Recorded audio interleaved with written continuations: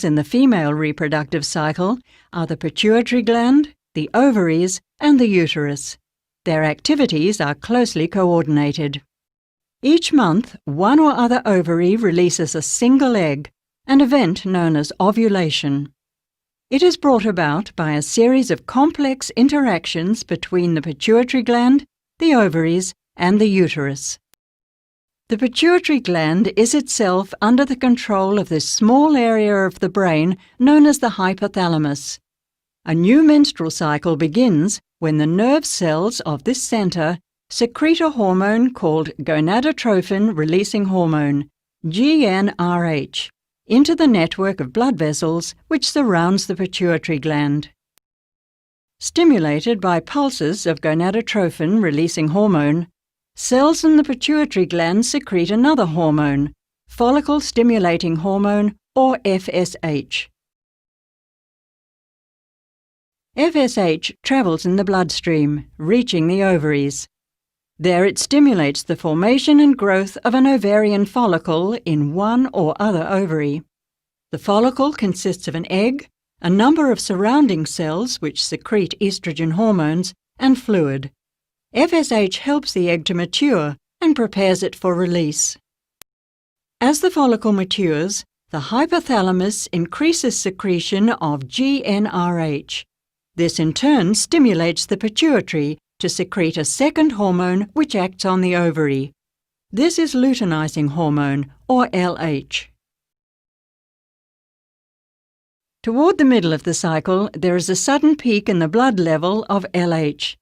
This acts as the trigger for ovulation. Within minutes of its release, the egg is guided by suction through the fringed opening of the outer end of the fallopian tube, starting it on a journey which will take 5 or 6 days as it passes down the tube and finally reaches the cavity of the uterus. Meanwhile, after the follicle ruptures, it is converted into this yellowish body known as the corpus luteum.